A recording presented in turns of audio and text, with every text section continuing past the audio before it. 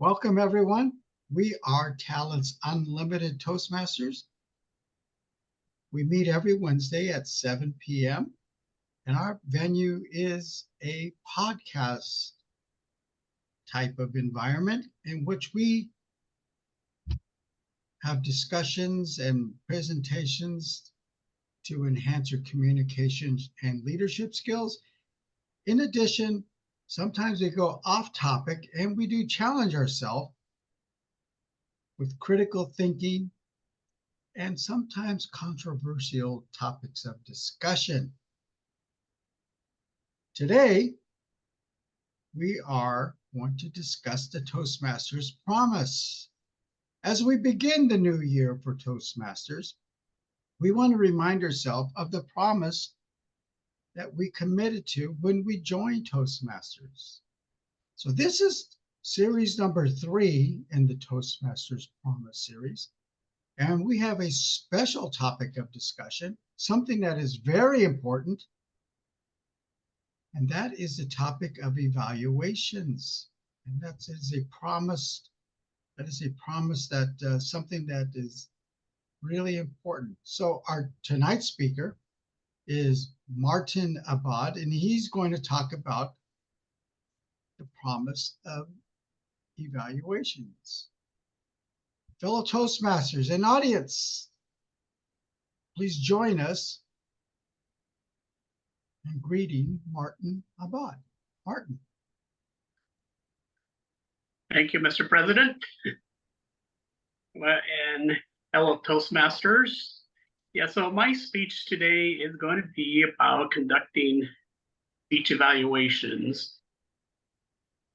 Thank you very much.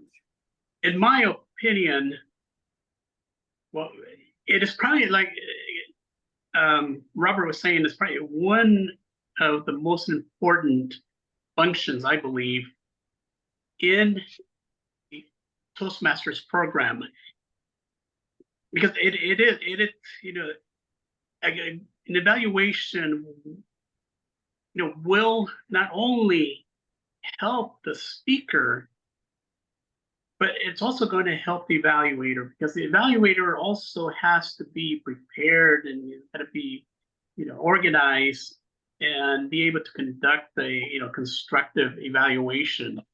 So I think it is something that really helps both parties, the speaker and the evaluator. And I think, that most of us who have done evaluations in the past, we fall into this trap we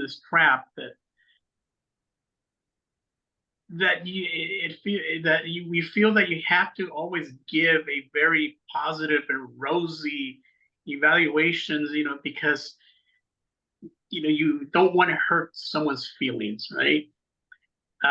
So everyone kind of, I was like that as well when I first started in Toastmasters. When I first started doing evaluations, was that I always said really nice things, and I was afraid to say anything negative because I didn't want to hurt the other person's feelings. So, but there is a way that we can do some really good evaluations in a constructive manner. So tonight I'm just gonna prepare a list, and I didn't know how to share it, with everybody. So I'm just gonna read up the notes that I've made. So to do a real, constructive evaluations of what I believe needs to be done is, you as the evaluator, you need to review the objectives of the speech that the speaker is going to be doing, because they're in the speech that they've chosen, there are some objectives that are listed, and it would be a good thing for the evaluator to get familiar with those objectives so that they know what to look for, what to evaluate, and what to listen for in the speech. Because some of the some of the speeches, the objectives, one is, command of the room, is speech variations, and all things like that. So it's something that you should get familiar as the evaluator as well. Another thing that the evaluator should do is, especially when you're meeting in person, is to get close, or to this where the speaker is, so that you can hear what the speaker's saying. You can see their movements. You can see if they're making gestures, and if they're engaging the audience. So you have to be able to be in a place where you can observe all those things, so that you can bring it up in the evaluation. And when you start the evaluation, start by focusing on what the speaker did well. You can comment on, again, their voice variation, their gestures, the speech organization. Did they have command of the audience? Did they engage the audience? And and again, that's where you would use the speech objectives, to bring that up during the evaluation. And one of the things that that you can use, and again, when you start evaluation, and is to start by stating that what you did well, and then to give them all the positive feedback out of the speech. Now the part of the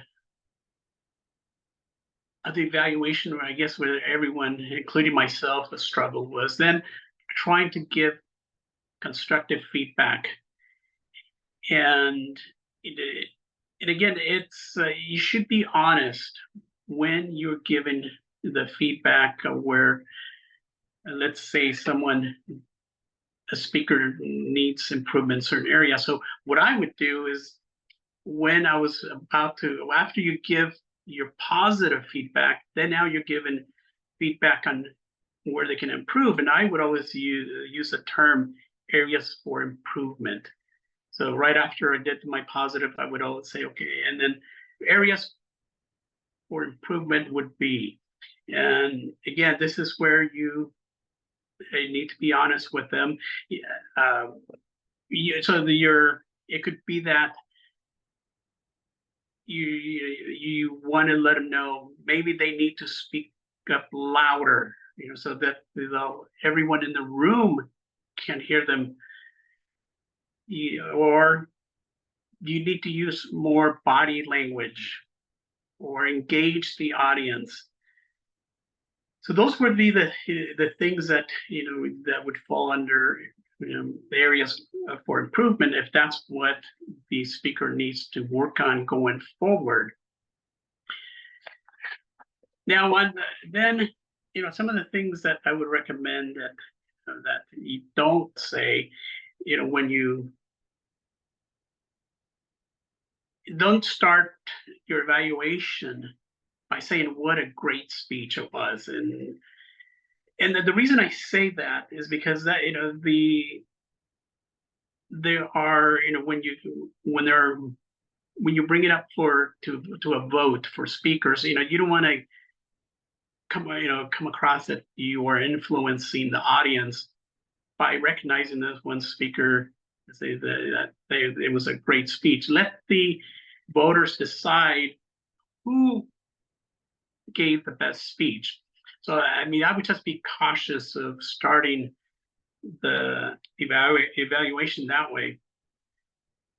And again, like I said before, we need to be honest with our feedback, but I would be caution people to say it was a bad speech, it was a horrible speech, or things like that.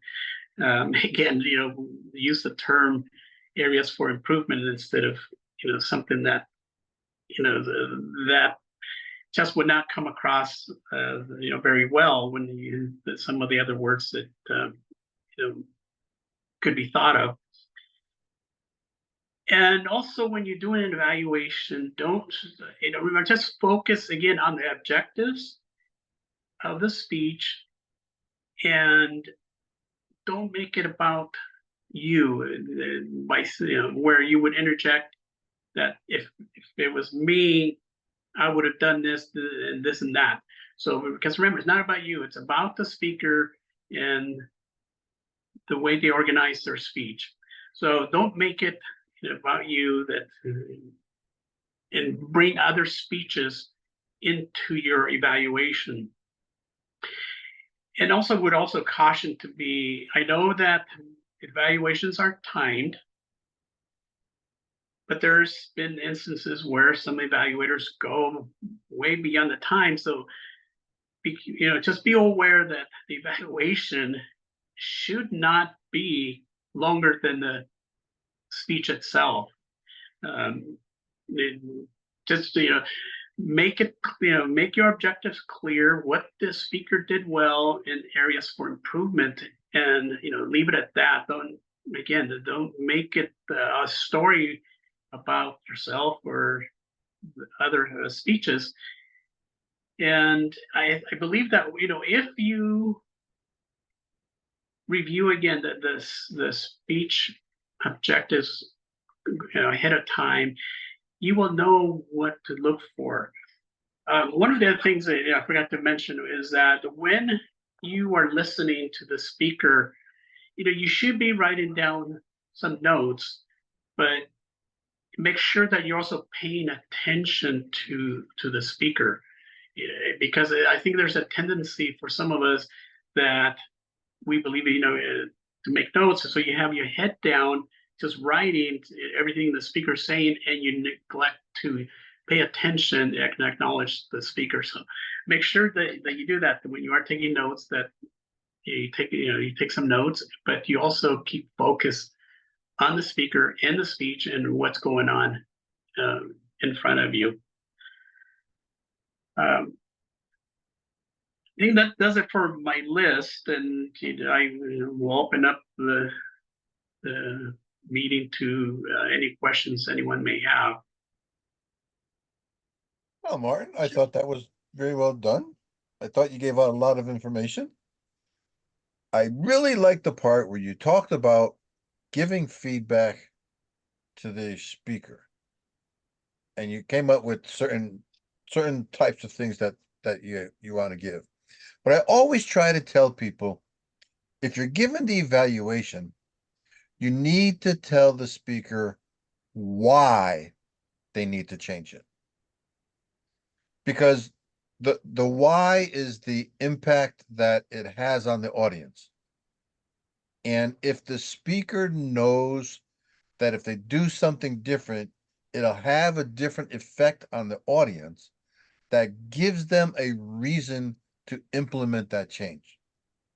If someone just goes up there and says, "Oh, you need to add vocal variety," and then I thought you did great with your eye contact, and they didn't give any why, then it's something that goes in one ear, comes out the other ear, and who cares, right? So Right. the why is important. Yeah. No, I agree, and thank you for that feedback. I think it's Yeah, I agree with Jim. The why is so important. In addition to the why,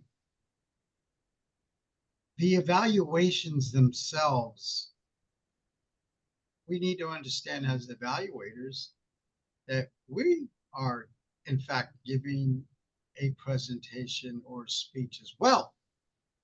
So it's not just a speaker that is being critiqued, if you will. We as evaluators are as well utilizing our listening skills, not even to take into account that every one of us here hear things differently. We all have our all preset agendas inside of our brain, perhaps, that we hear things differently, even though it's the same message. So I think having that helpful, constructive feedback, you could have actually different flavors of feedback based on personalities that's providing the feedback as well. When I give a feedback, I always think of try to be as honest as I can. I mean, well, I am as honest as I can because I'm trying to understand the message the individual's trying to convey to me. And if I understand the message, like we're having a cup of coffee, as I often use as an example, an environment, if we're having a cup of coffee over a table and we're having that speech and I'm listening to you over a cup of coffee in this particular event, have this presentation, then my feedback may be, pretty positive because I'm understanding your message versus, well, you said too many times. Now, don't get me wrong, that could be a distraction if you keep doing it over and over again. It's something that's a given. You'd be surprised. I'm going to veer just a little bit. You probably wouldn't be surprised how many people on YouTube who have their own channels that ahs and ums could be really distracting. And I would bet probably if I was to give constructive feedback, it's a distraction. They probably take offense to it. And I think this environment, as you just described, of the constructive feedback is definitely a promise we need to keep and understand that when we evaluate could use some feedback as well. Right. So it's good that you brought that up, Robert. There are parts in the Toastmasters program where people evaluate the evaluators, and that should be going on a constant basis. So if someone's not doing it as a project, then the general evaluator should do it as part of their general evaluation of the meeting. But it should Agreed. always happen. Anytime that someone gives some kind of a speech, there should always be some sort of a feedback. Even with table topics, there should be some kind of feedback. I agree completely.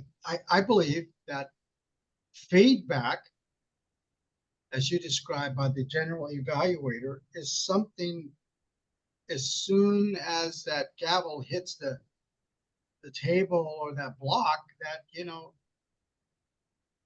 feedback should be provided for the whole meeting, not just this was a good meeting by presentation of time reporting, the evaluations, everything, everything. Well, Well, Martin, same thing with when you receive feedback from your manager at work, right? For your employee performance reviews, right? Okay, and like when I would receive mine, it would tell me, okay, here's what the objectives they set for you, and they go through each one of them, and okay, you did very well in this area, and maybe this area it needs you need some improvement. So it does help because then you know what you need to do going forward when the next review comes around. That you worked on those items where you needed some improvement. I think and I think it is similar to the evaluations. It just prepares the speaker for their next speech. All right, here's what I heard this time, and now I work on it. So when I do my next speech, I will try to focus on those areas, and you keep improving. Martin, you made mention about not saying, "Oh, it was an awesome speech" or something. I got to tell you, what if it really was an awesome speech? I would really want to give that feedback. I mean, I have seen people step out of their comfort. I often give people challenges to say, make your speeches more personable. Make it so that people can relate. Tell a personal Mhm. story and be as descriptive as possible so that the audience will see, feel, hear, follow your emotion, whatever you were doing at that time, at that instant of when it was going on. I want that audience to picture everything, to feel everything, almost as if it's like a movie playing inside their head. And if someone can do that, I would really want to give him kudos for doing that. Yeah, I mean, that it's an awesome, awesome thing to be able to do. absolutely. Some of the speeches that I enjoy listening to, and it's a lot of it is the delivery. Not, I don't know, Jim. What do you think? Is there a lot? Do you place more emphasis on the content or more on the delivery? Deliver. So the content is to get people's attention and do stuff, right? The content is important if the speaker is trying to persuade the audience to accomplish some task, right? They're trying to inspire the audience somewhat. Then the content would be important. Mm. Most people, I shouldn't say most people, every single person, I guarantee if you sat here, everyone here, there's 5 of us here, we all listened to Martin's speech tonight. I bet you 2 months from now, if I asked you what he said, you wouldn't remember anything.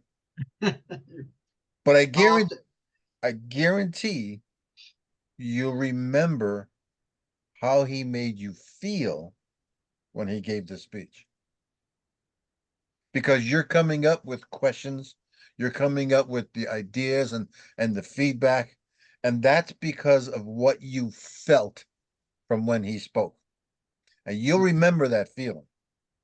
Even 2 months from now, you'll still remember it. You will always remember the feeling. But if you took notes, I took notes. Uh-huh. Okay, so 2 months from now, I'll catch you in person, and you don't have the notes with you, you won't be able to tell me. But I still think content is important. If it's a persuasive speech, It is, yes. If it's being persuasive, yes. It's important. One If of the it's a- things that Mhm. I enjoy about Nandita's speeches is she articulates it with clarity, and at the same time, when I listen to Carolyn's speech, it's with clarity, but you're so at ease. You're so at ease. It's like sitting back with your arm over the armrest. So there's different ways to convey the speech, but I understand. I mean, it's the message as you, Nandita, and yourself, Jim, what you're going away with that feeling. Yeah, I don't know if you guys have been watching the RNC convention, but it's been very interesting to see all the different type of speakers that come out there and their delivery. And some of them, they're very, like Vivek, or I think what was that, Vivek Wanasamy, whatever his name. Uh-huh. I mean, the way he conducts or he does his speeches, with that captures your attention, right? And I think that's one of the things from a speaker standpoint. You want to capture the audience attention right away, because if you don't, if they Mhm. are trying to get it back. I am waiting for the vice president nominee speech. Like Jim said, I think he'll put in a lot of personal matter in a speech, and I want to hear how persuasive he can be. We shall see what happens. Yeah, I just want to see, because he's written that book called Hillbilly Elegy. Yes. Yeah.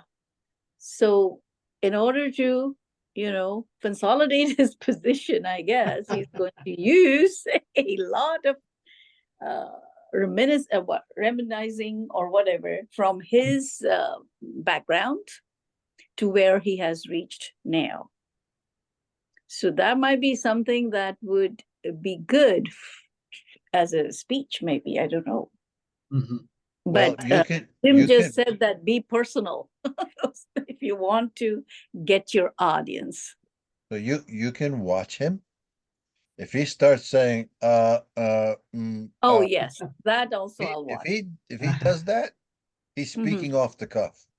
Yeah. Barack Obama used to do that.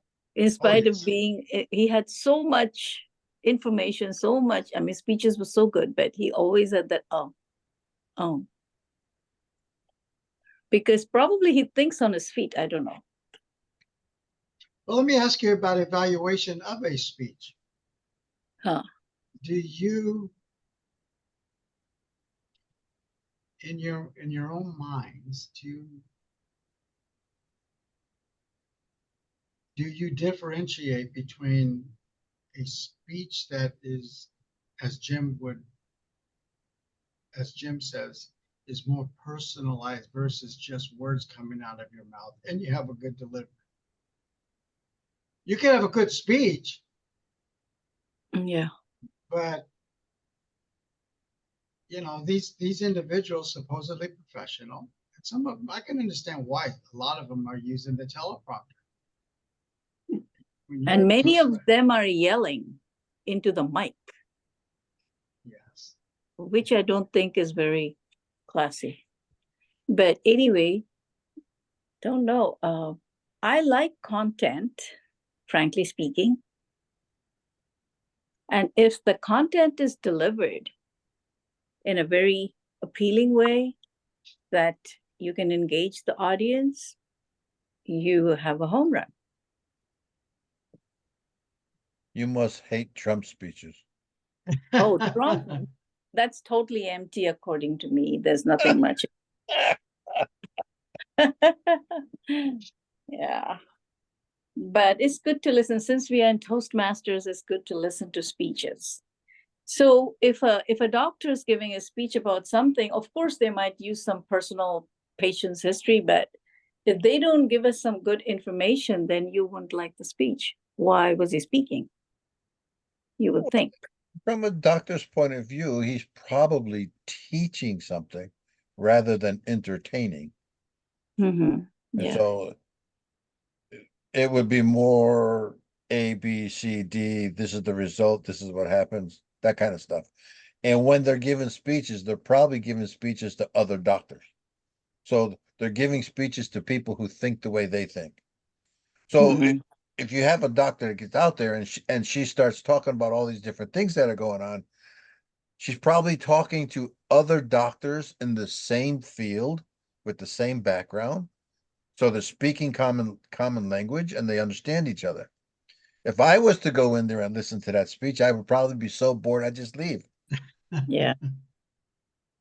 Yes, your example is good because that day I was listening to Dr. Sanjay Gupta in CNN, and he was talking about Alzheimer's, and he in his speech he followed these two people or whatever, how they changed their diet. He showed their whole history so that lay people like me can understand how to deal with such things, such problems in life. If I would have Alzheimer's, I would be happy to keep it. Just imagine every day I wake up and I see this person, and it's the same person every day, but I don't recognize it. That means I'm making a new friend every single day. Wow, that would be Quite awesome. an I would that's love quite to a have friends. that's a revolutionary interpretation of Alzheimer's. Oh my God. As evaluators, all of us, I do believe that we all provide honest opinions, because they are opinions of how we interpret a speech. But at the same time, we've listened to so many speeches wherever the speeches come from, including Toastmasters, and there's some good speakers and some bad speakers. But one thing is always in common is something that catches your attention. myself, I've given controversial speeches enough to where someone challenges what I'm talking about. And that's a good thing. And it gives you, if you're thinking about it, where you're going to go do your research, and that's a good thing. Like Nandita, about Alzheimer's. If I was to tell you right now, this would be controversial because none of you probably even heard of this. None of you. That LDL cholesterol is a lie. You could Is have a- three. Oh, I covered. See, so right away you're going, what is this guy talking about? Right. So I'm not going to give a speech about it. But I mean, I could, and maybe I should. Okay. But the thing is about LDL cholesterol, it automatically, I piqued your interest. And I can prove that LDL cholesterol is a non-issue because it's not LDL that clogs your arteries. And now you're going to go, what is he talking about? What do you mean that LDL doesn't clog your arteries? So now I challenge you, because I just gave a quick intro, to check it out. Why Yeah, isn't, huh? Just put me on extra cholesterol medication. Yeah. Did you, and you know, I know we're veering off, but if you do not, okay, your brain, everybody, the human brain is 70% fat. And the human brain thrives on LDL cholesterol. So what happens when you take a cholesterol level and you lower it to a point where the brain does not have fuel? You start getting dementia. You start getting, your brain is starving of fat, LDL fat. So I'm not going to get too much into it, but I encourage you to look it up. But now I got your curiosity. Well, I don't ever have to worry about Alzheimer's then because I eat a lot of fat. And as I discussed later on, and I had evaluations. It was an open forum evaluation. I was getting questions left and right, and that's what's unique about this forum is we can take questions from every angle, and that's important. I feel it's important to get the honest evaluations through the questions like Jim talked about, because it kind of gives us the evaluators with the questions, because they are listening, asking the presenter, do you even know what you're talking about? Right? Where did you get that information from? And like I said, I've given some because you're not used to hearing it. You've always been told. So I've had some controversial topics like carbohydrates, carnivore diets, and just diets in general. And people don't Those like to aren't hear it, controversial. huh? Those aren't controversial.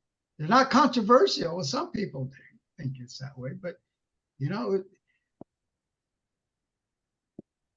so the evaluations, the honest evaluations I was getting was not so much saying, well, you could do more with your hands, or this and that. It was more, the evaluation I feel was more productive for me was in the questions that I received from all of the evaluators.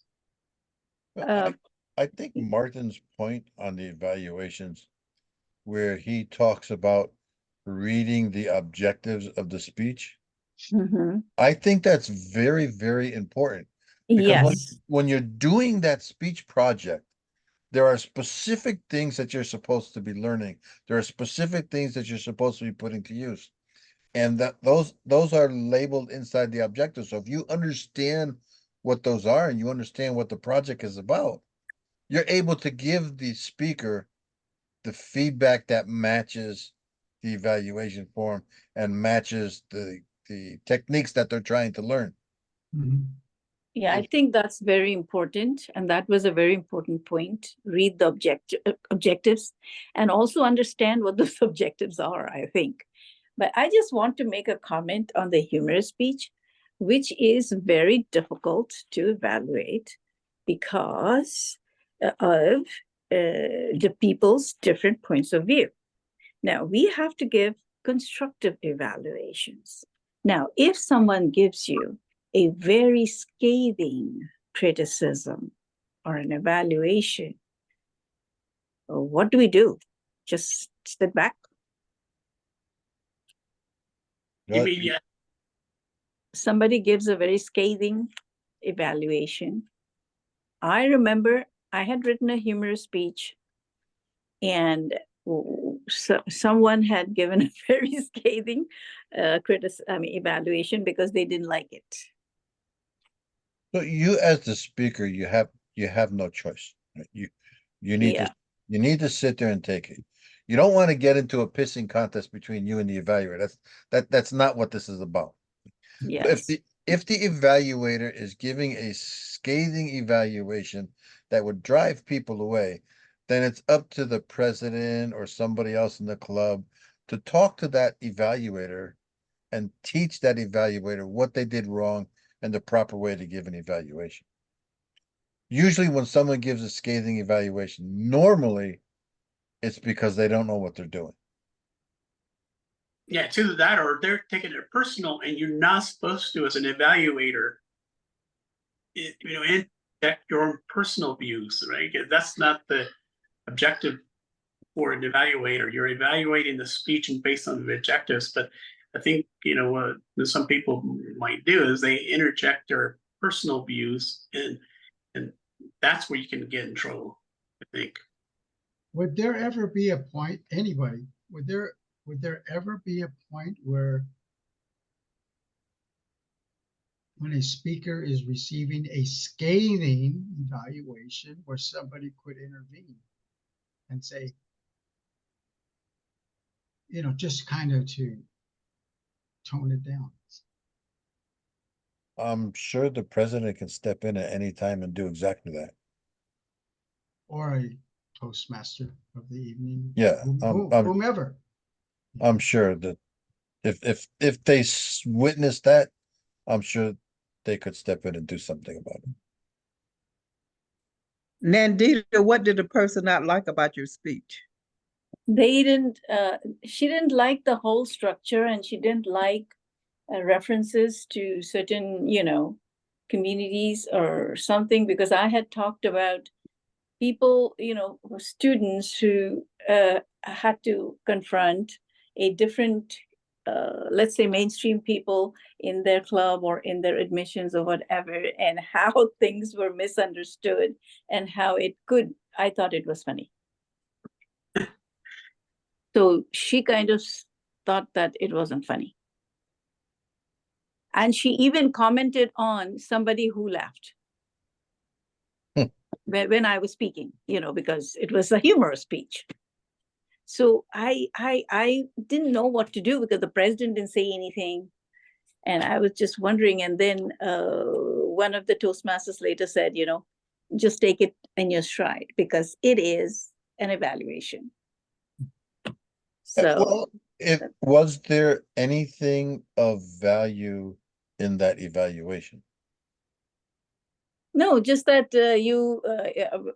I did not like, I don't know what it was because once went on and then I totally switched myself off. Yeah, okay, so there's a second problem, right? So don't close yourself off, right? So it may be a scathing evaluation, but there might be one or two tidbits in there that could be of some value to you. And you take those one or two and you put them to use. And the rest of it you just throw away as personal problems. And then after that, when I wrote humorous speeches, I kept it like more objective. I did take a couple of tidbits from there, kept it more objective, like words that can be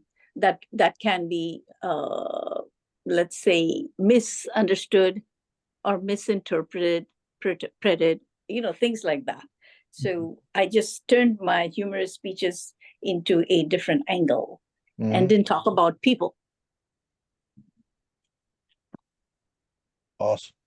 Carolyn, have you ever received a scathing or witnessed a scathing evaluation? Well, I don't take evaluations personally because that's just my nature. My nature is not to take a lot of things personally. I always say sometimes it's not about me, it's about the person that's giving the evaluation. So humor is kind of hard, but I take humor like comedians. Comedians say what they think will make you laugh, whether it makes you laugh or not. But that's their MO, I'll say, because I like comedy, so I go to a lot of comedy shows. Some comedy is offensive, because one thing I learned not to sit in the front row of any comedy show because the comedian may talk about you, and that has happened. So comedy is a hard thing to do. You know, it's hard to make people laugh. You don't know what's funny. What's funny to some people is offensive to others. Comedians don't care. You know, that's their comedy. So comedy to me is when you're giving a comedy speech, you may practice it on some people that you know to see if they think it's funny and to see if it's anything offensive. But, you know, comedy is it's real hard. You know, some things, you know, unless it's got to be real light comedy. But if you are, I'd say, doing some contrast or talking about certain subjects or people, it's kind of hard. You just don't know what, you know, people are so sensitive these days. You just don't know what's going to offend a person or not.